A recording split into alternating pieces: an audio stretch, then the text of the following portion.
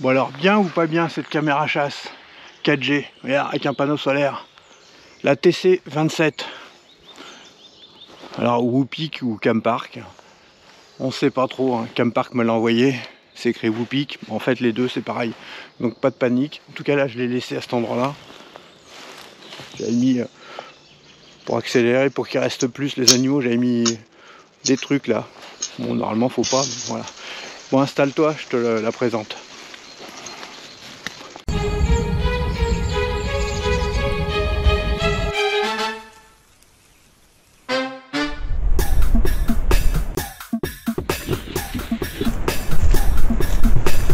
Bonjour les amis, aujourd'hui nous allons voir une caméra chasse 4G. Qui dit 4G dit carte SIM. Cette caméra chasse m'a été envoyée gracieusement par Campark, c'est la Campark TC27. Alors bon, ça fait plus d'une semaine que je l'ai reçue, il pleut tout le temps, bon bah du coup allez, je la fais en intérieur, tant pis, mais bien sûr je la testerai dehors. Alors je vais la déballer, je ne l'ai pas encore déballée. C'est une caméra assez récente. Je vais ouvrir tout de suite. Alors bien sûr, hein, comme d'habitude, hein, vous pouvez retrouver toutes les informations sur la caméra sur mon site internet, sur xavnimal.fr. Vous allez à la rubrique caméra chasse, vous cherchez Campark, puis Campark TC25, 27. La 25, je l'ai déjà testée. Vous pouvez aller aussi directement sur la rubrique caméra 4G si vous cherchez une caméra 4G. Donc pas de panique, il y aura le lien dans la description. Donc on perd pas de temps, on ouvre ça. Alors j'espère qu'elle fonctionnera mieux que les précédentes. Les caméras 4G c'est toujours un peu capricieux. Là, il faut trouver un endroit où il y a du réseau, c'est pas toujours simple. Bon, l'emballage il est bien. Alors le lien, c'est Campark, c'est un lien affilié. C'est envoyé d'un entrepôt en Europe, donc ça met 2 ou 3 jours, ça dépend. Ça dépend des facteurs. Et il n'y a aucun problème, hein, point de vue SAV, bien sûr. S'il y avait besoin. Alors, vous voyez que c'est très très bien emballé puisque je galère un peu pour l'ouvrir. Alors je vais la découvrir en même temps que vous. Comme d'habitude, j'ai rien spécialement préparé. Vous aurez mes réactions à chaud. Bon, pour le déballage, j'ai un peu merdé. Soyons clairs. Ça aurait dû couper.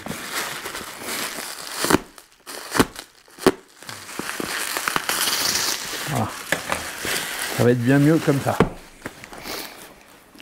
Voilà la caméra. Alors les 4G, mais là aussi avec un panneau solaire. Alors je vais retirer le plastique, ça va éviter que ça brille et que ça fasse des reflets. Même si on est le soir et qu'il n'y a pas de spot.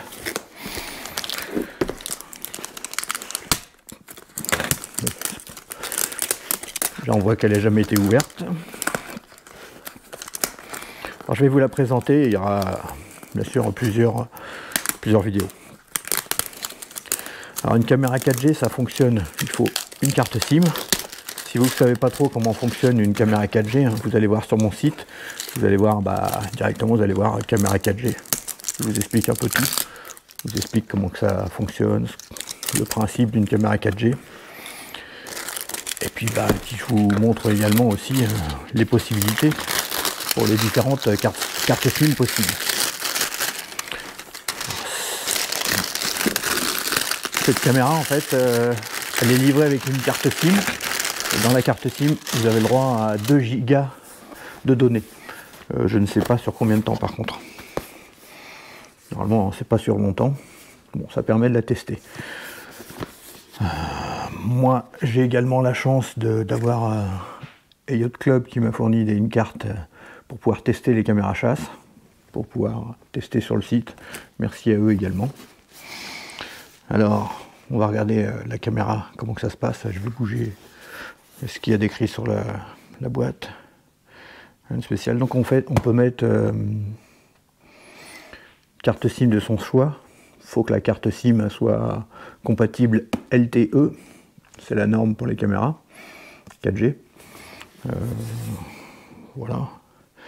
Alors attention, tous les abonnements ne vont pas forcément fonctionner. Il y a plein de forfaits possibles. Avec la caméra, vous pouvez... donc vous avez la carte SIM pour tester. Mais également, vous aurez la possibilité de vous abonner en passant par le site, par l'application de Campark, qui s'appelle Yukon, qui permettent de faire fonctionner pas mal de caméras. D'ailleurs, je ferai une vidéo spécialement pour Yukon. Ça fait longtemps que je dois la faire, mais il y a toujours des mises à jour et à chaque fois, elle est différente. Donc, je ferai une vidéo spéciale sur ça. Bon, on va regarder tout de suite la caméra. Je bouge l'angle pour qu'on puisse mieux voir. Voilà, on devrait mieux voir. Alors, cette caméra, elle enregistre en 2K. Bon, on va voir à l'intérieur les caractéristiques. Donc là, il y a le petit seau de garantie. Petit autocollant qu'il faudra juste couper.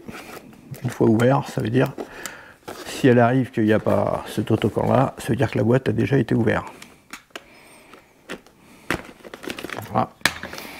Bon, la boîte, elle est un peu écrasée. Je crois que le livreur, il s'était assis dessus. Heureusement que c'est très bien emballé. Allez, hop, on va la découvrir en direct. TC27.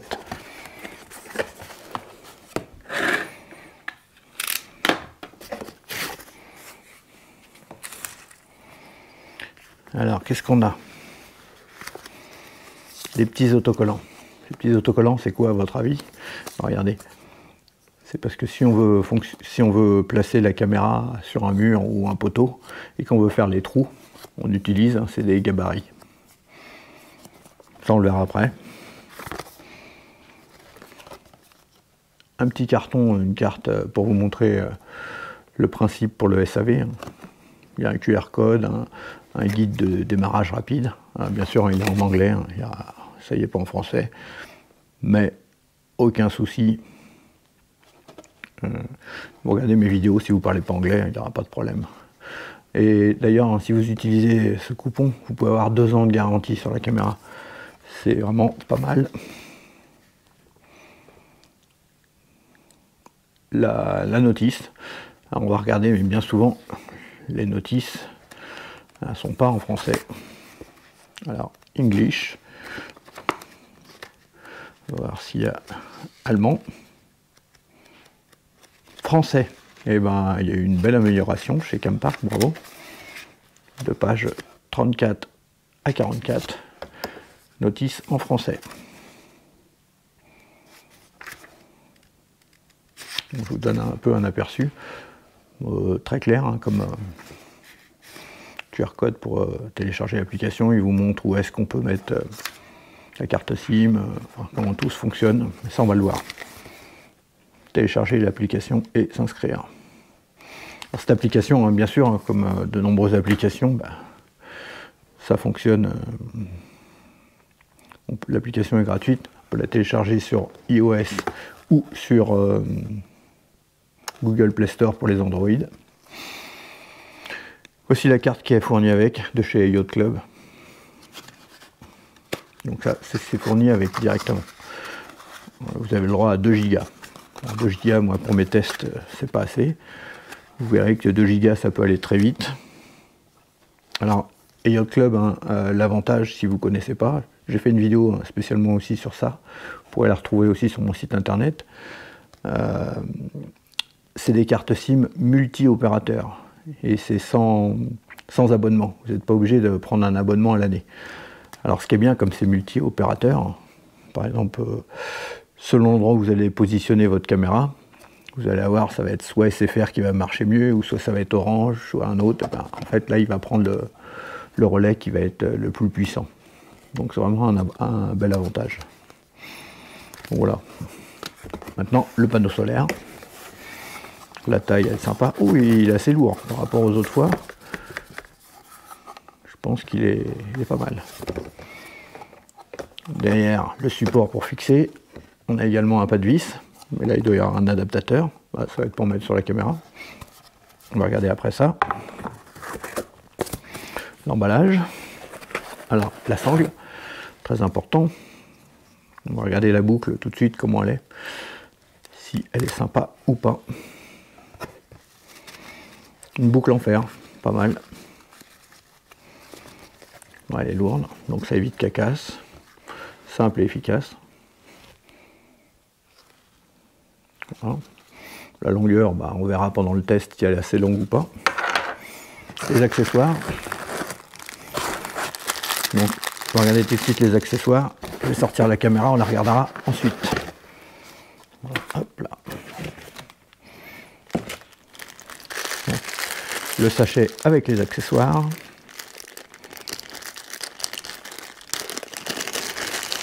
Je sors tout et on regarde. Alors il y a les vis et les chevilles.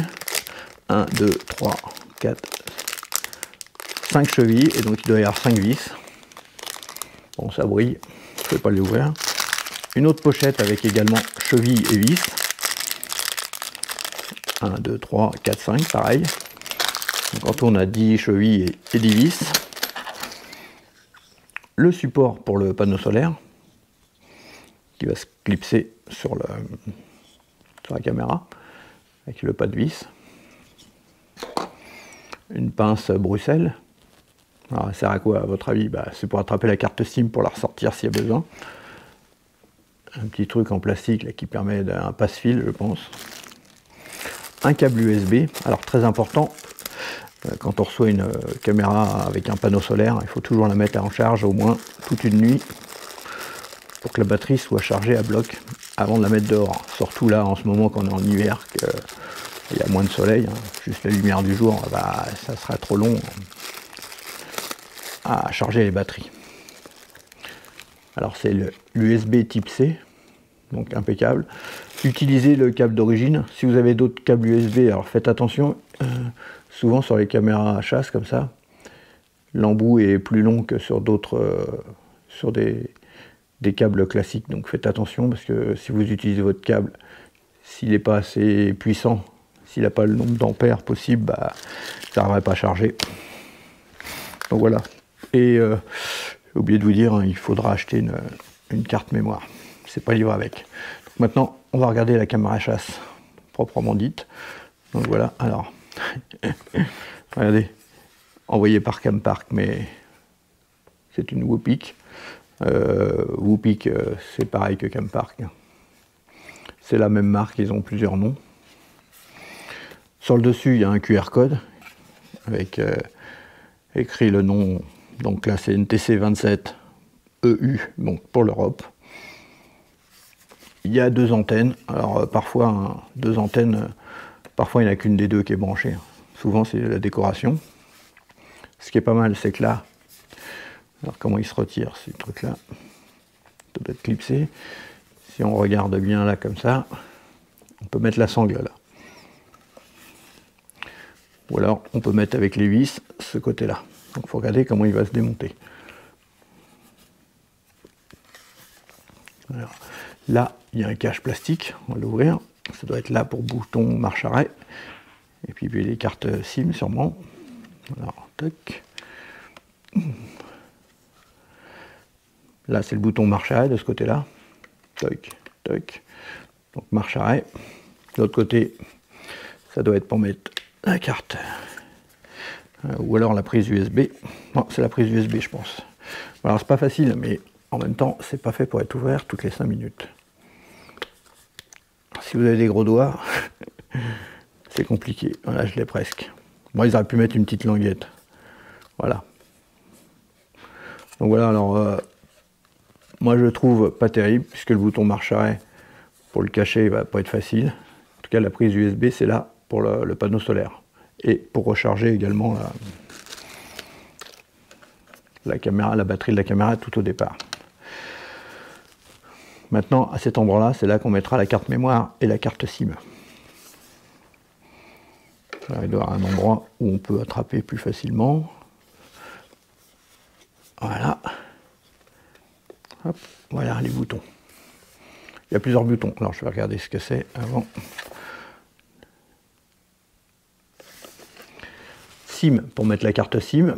Là il y a un petit bouton peut-être pour faire un reset. Qu'est-ce qui est décrit? C'est écrit trop petit. J'arrive pas à voir. Et TF. Alors je marquerai sur l'écran. C'est quoi le bouton? Je regarderai en plein jour. Et TF c'est pour la carte micro SD qu'il faudra mettre dedans pour la faire fonctionner. Alors visiblement, hein, c'est marrant, ils ne l'écrivent pas, mais c'est une caméra PTZ. PTZ, ça veut dire Pan Tilt Zoom. C'est-à-dire que la caméra, vous voyez, on peut la piloter à distance, la faire tourner. Et regardez en haut et en bas. Pan, panoramique, T, tilt, et Z pour le zoom, pour augmenter. Là, on voit l'objectif. Là, les LED pire. Alors, il faut savoir qu'elle peut faire des vidéos en couleur la nuit. Pour ce fait, comme les caméras de sécurité, elle va allumer ces lumières-là. Donc ça va faire une grosse lumière. Il y a beaucoup d'animaux qui vont avoir peur, qui vont partir. Il faut savoir que pour les animaux sauvages, hein, j'ai filmé bien souvent des sangliers, des renards. En fait, la première fois, ils vont partir. Quand ils vont voir que c'est pas un danger, la lumière, en fait, au bout de plusieurs fois, ils seront habitués, ils verront qu'il n'y a pas de problème avec la lumière et vous pourrez utiliser cette fonction. Si l'animal ne revient pas, c'est foutu. Hein. Des fois, il peut remettre plusieurs jours avant de revenir. Et là, en dessous, il y a encore un autre, un pas de vis. Alors, par contre, est-ce qu'on peut la mettre dans ce sens-là? Par contre, je ne pense pas qu'il faut qu'on puisse la mettre comme ça, puisqu'il y a toutes les prises là qui prendraient l'eau. Alors maintenant, reste à savoir comment on sort ces trucs-là. Alors il y a des vis aussi qui peuvent se mettre là. Il suffit de pousser avec.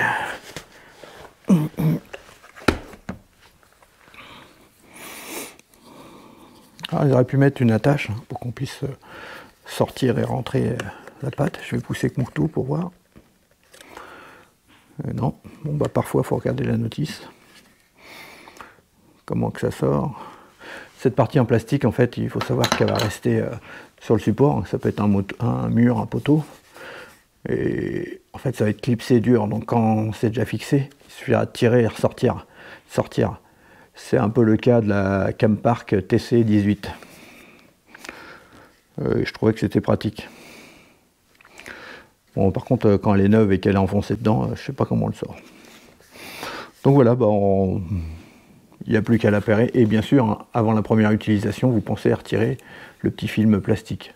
Ça permet de protéger. Je vais le laisser pour l'instant, moi, pour ne pas la rayer pendant que je fais mes tests.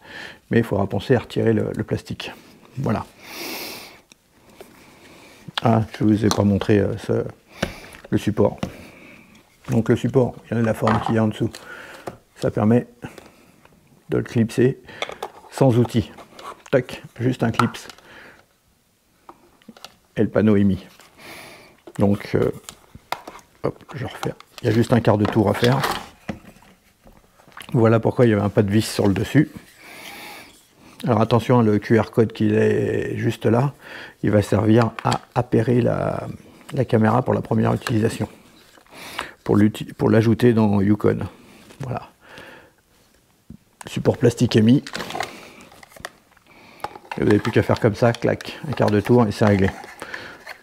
Bon, ça, on va écarter ça, c'est dans l'autre sens. Attends. Ouais, attends, hop, hop, hop.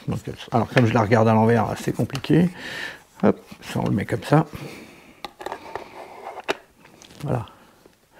Le panneau est mis. On pourra orienter le panneau un peu comme on le souhaite. Bien sûr, je vous montrerai en extérieur ce que ça donne, ça sera plus simple. Bon, c'est pas mal. Hein, un gros défaut dans la notice, ils indiquent pas comment sortir la plaque. Alors, c'est écrit nulle part comment faire. Il faut tout simplement la faire glisser. Alors, la caméra est censée être posée comme ça.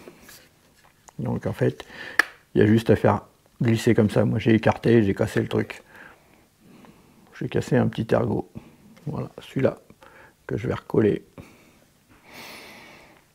Donc il y a encore le QR code là-dessus.